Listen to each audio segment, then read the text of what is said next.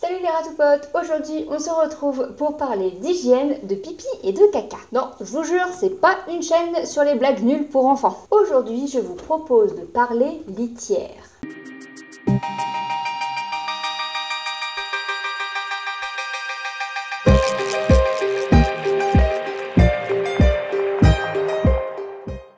Comme on le sait tous, ou presque, les rats sont des animaux très propres. Ils font leur toilette je sais pas combien de fois par jour. À part dormir et manger, la chose qu'ils font le plus dans la journée, c'est se lécher partout pour nettoyer leurs poils, leurs pattes, leurs yeux, leurs oreilles, leur queue. Bref, de vrais maniaques. Oui, mais pourquoi alors ils puent comme ça? Et quelle est la litière la plus adaptée et surtout qui retient le mieux les odeurs? Je vais vous expliquer tout ça.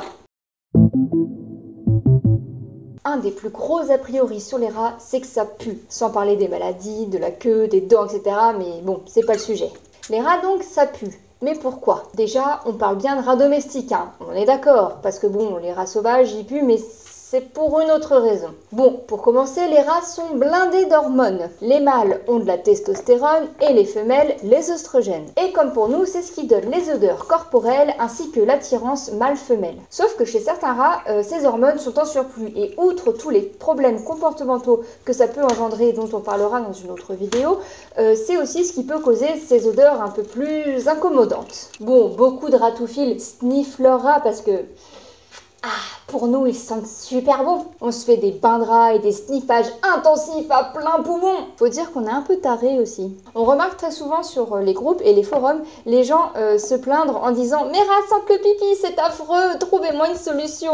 Pour commencer, on recommande évidemment une cage adaptée, c'est-à-dire avec minimum 3 faces ouvertes afin de favoriser une bonne aération. Je vous mets le lien de la vidéo des cages adaptées juste ici, ainsi que dans la description. On évite aussi tout ce qui absorbe l'urine et le retient même après le nettoyage, comme le bois. Pourquoi? Simplement parce que c'est pas vraiment hygiénique et que l'urine de rat contient de l'ammoniac. C'est quoi l'ammoniac? Prêt pour un peu de science? L'ammoniac est un composé chimique de formule NH3. C'est un gaz incolore mais très irritant pour les yeux, le nez et qui a une odeur très piquante. C'est un élément très nocif qui peut causer des irritations voire des brûlures. Pour faire gros, la forte odeur de pipi des rats, c'est de l'ammoniac. Imaginez donc ceux qui se prennent dans la truffe, eux qui sont directement exposés dans la cage avec le pipi sous le nez quand vous le sentez depuis votre canapé. Et c'est là qu'une bonne litière intervient.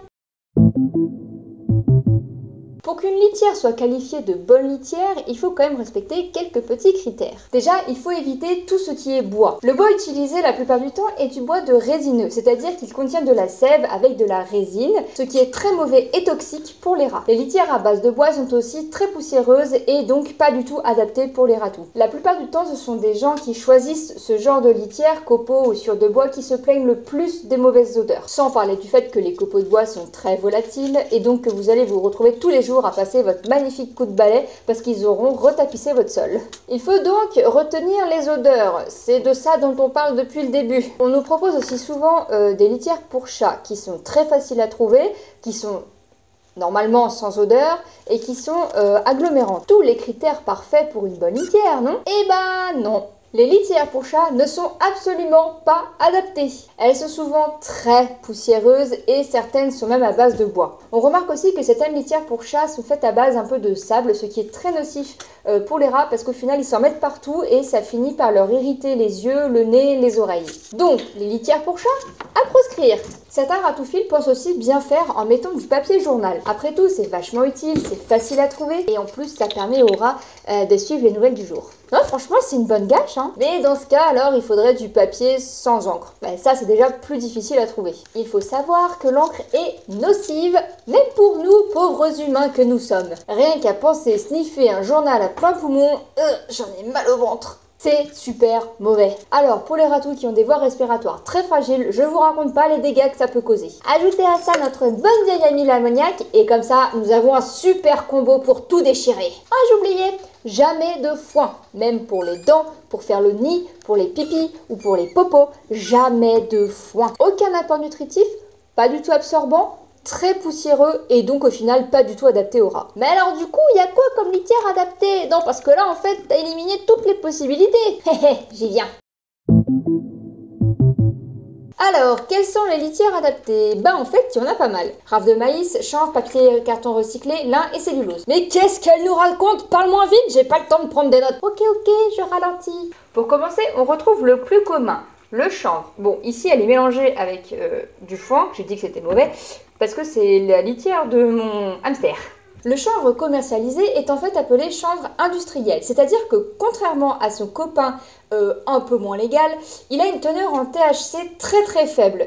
Encore heureux, imaginez un peu nos ratous complètement à l'ouest, ce serait plutôt drôle à voir en fait. Bref, la litière de chanvre est donc une plante. Cette litière est un peu la litière de base. Elle absorbe bien, elle retient pas mal les odeurs et n'est pas du tout nocive contrairement aux litières dont je vous ai parlé un peu plus tôt. Malheureusement, certains ratophiles y sont allergiques et certains rats le sont aussi. Pour certains, elle absorbe pas assez les odeurs et pour d'autres, elle est beaucoup trop volatile et c'est franchement assez chiant. Mais elle reste très facile à trouver, largement abordable et mine de rien, bah tout à fait adaptée. Ensuite, dans les litières classiques, on retrouve la rafle de maïs. La rafle de maïs est en fait le cœur de l'épi de maïs, là où toutes les petites graines sont accrochées. Ce cœur est récolté, puis broyé, puis dépoussiéré, puis calibré pour qu'il corresponde aux petites patounes de nos animaux, bien que du moins pour les rats, on conseille quand même de n'avoir cette litière que en bac d'angle, parce que quand elle est sur toute la surface de la cage, elle peut provoquer ce qu'on appelle des pododermatites, qui sont des blessures aux pattes qui sont très dures à guérir. En gros, c'est un peu comme si vous marchiez pieds nus tout le temps sur des graviers. C'est pas super. Cette litière est très facilement trouvable en animalerie, elle est super... m'a fait peur ce truc. Elle est super absorbante, retient bien les odeurs. C'est aussi une litière lourde, donc vous avez beaucoup moins de chances que le chanvre de devoir ramasser tous les matins les petites... éjections que les rats font à moindre petit coup de patte dedans. On attaque maintenant les litières un peu moins connues, même si elles commencent à se faire leur petite place sur le marché des ratophiles. Le papier ou le carton recyclé. Ici, moi, ce que j'utilise au quotidien, c'est du papier recyclé. Aujourd'hui, on fait en sorte de tout recycler. C'est normal, on en a besoin et plutôt que simplement jeter, on préfère récupérer et renouveler pour pouvoir réutiliser. Bah là, c'est le même principe. Du papier récupéré, broyé, compressé pour devenir une super litière adaptée. Pour la litière de carton, c'est surtout des morceaux de carton qui sont de calibre adapté pour les pattes de nos petits animaux. Bien entendu, ni l'un ni l'autre ne contiennent de l'encre, car comme je le rappelle, l'encre est nocive. Ces litières ne se trouvent pas forcément dans toutes les animaleries, mais elles se trouvent très facilement sur internet. Elles sont aussi non poussiéreuses et lourdes, et ne volent pas dans tous les sens pour retapisser votre sol, c'est génial!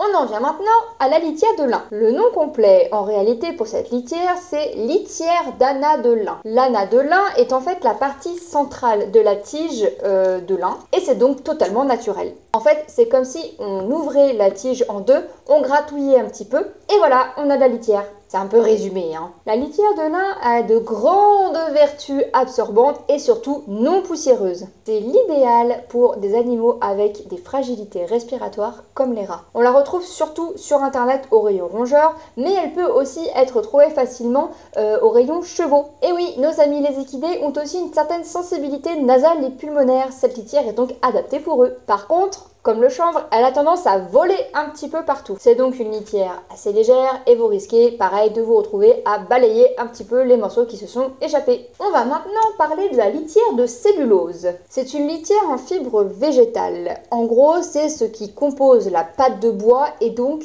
le papier. Oui, je sais, je vous ai dit pas de bois, mais là c'est différent. Ici, c'est pas tout à fait une litière de bois. Je m'explique. On a retiré tout ce qui est toxique pour les voies respiratoires.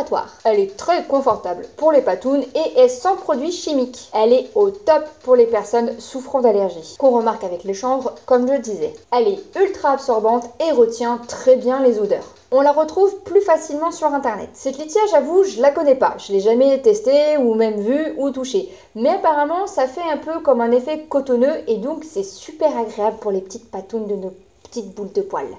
C'est tout doux. Elle est totalement adaptée pour beaucoup de rongeurs, notamment pour les hamsters qui adorent creuser leurs petits tunnels dedans. Je vous parle des litières, c'est bien mignon, mais il existe aussi d'autres alternatives dont on ne parle pas très souvent.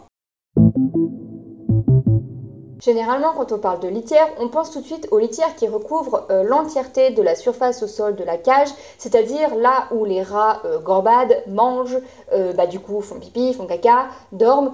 en soi c'est pas super hygiénique. Et c'est aussi le fait qu'il y ait les toilettes un peu partout que là ça favorise les odeurs désagréables. Il existe donc d'autres types de litières si on veut, ou du moins d'autres moyens de remplir l'espace au sol autrement qu'avec de la litière classique. On retrouve donc les tapis de bain de type Tuftbo de chez Ikea ou les tapis de bain classiques que l'on trouve facilement en magasin. Le petit bémol des tapis, c'est que les rats ont une forte tendance à grignoter et donc c'est très souvent que les ratouphiles se retrouvent avec un énorme trou un peu entouré de tissu plutôt qu'un tissu avec quelques trous. J'ai aussi entendu parler des dry bed. J'avoue, j'ai jamais testé. C'est en fait un tapis très épais qui est normalement utilisé pour les chiens et les chats, et donc qui est aussi utilisé pour les nacs, mais comme les tapis de bain, il y a des risques quand même que des petites quenottes passent par là. Il existe aussi ce qu'on appelle des tapis de chanvre, qui sont des tapis en chanvre. Exactement, c'est composé de fibres de jute et de chanvre. C'est donc totalement naturel. C'est aussi très absorbant. Comme pour le dry bed, j'avoue, j'ai jamais utilisé, donc je ne sais pas concrètement ce que ça vaut. Mais j'ai entendu dire que c'était assez pratique. Par contre, il faudra le renouveler à chaque nettoyage de cage, car contrairement au dry bed et au tapis de bain classique, on ne peut pas le passer à la machine à laver. Pareil aussi que ça fait quand même de belles petites boulettes quand les ratons ont décidé de s'en occuper et de tout dépioter. Et à ce qui paraît, ça coûte aussi assez cher. Mais c'est adapté, hein, je vous jure. Malgré ces alternatives, on conseille quand même de mettre les litières adaptées dont je vous ai parlé en litière d'angle dans un coin de la cage. Les ratous auront tendance, normalement, sauf pour les plus crados, à aller faire leurs besoins directement dedans. Voilà, je pense avoir fait le tour d'une bonne partie des litières adaptées, mais comme d'habitude, il faut bien entendu que je me contredise et donc que je vous parle des petites exceptions. Tout à l'heure, je vous disais que les copeaux de bois, ou du moins le bois de façon générale, étaient nocifs. En gros, ce que j'ai dit est vrai. Il existe néanmoins des copeaux de bois ou de la sciure qui sont dépoussiérés et fabriqués avec du bois de non résineux. Généralement, c'est les laboratoires qui les utilisent, comme par exemple ceux que j'ai ici et qui viennent d'un laboratoire. Je ne suis pas forcément pour l'expérimentation animale en laboratoire, mais ce n'est pas le débat dans cette vidéo, on en parlera donc pas. Ceux-ci donc sont faits avec du bois de peuplier. Ils sont totalement dépoussiérés et sont passés en autoclave, qui est en fait une espèce d'énorme cocotte minute qui chauffe plus fort qu'une cocotte minute, c'est-à-dire qu'ils sont totalement stérilisés. Tout ça pour dire que non, les copeaux de bois vendus en animalerie ne sont pas du tout adaptés, mais que oui, il en existe qui sont adaptés et ça va chacun. Donc je disais, il en existe des adaptés et non nocifs pour les rats. Faut simplement savoir où les trouver. Enfin bref, une litière adaptée est une litière absorbante, non odorante, non poussiéreuse et surtout non irritante pour les voies respiratoires. C'est très important pour vos loulous et même pour vous. Au fait, une petite astuce pour les ratous les plus dégueux. Pour les crottes, il faut les ramasser tous les jours et les remettre dans le bac à litière. Et pour les pipis, la petite astuce, c'est de mettre un galet, donc en fait un caillou plat, dans la litière et généralement les ratous préfèrent y aller. Je sais pas pourquoi, c'est peut-être plus agréable pour leurs petites fesses, mais apparemment ça marche. Et voilà, c'est tout pour cette fois. J'espère vous avoir aidé à différencier les litières et surtout à vous décider sur celle qui vous conviendra le mieux. N'hésitez surtout pas à mettre un j'aime, un commentaire si le cœur vous en dit, à vous abonner en activant la petite cloche pour ne plus manquer aucune des vidéos. Merci de m'avoir écouté, salut les ratoupotes, bisous.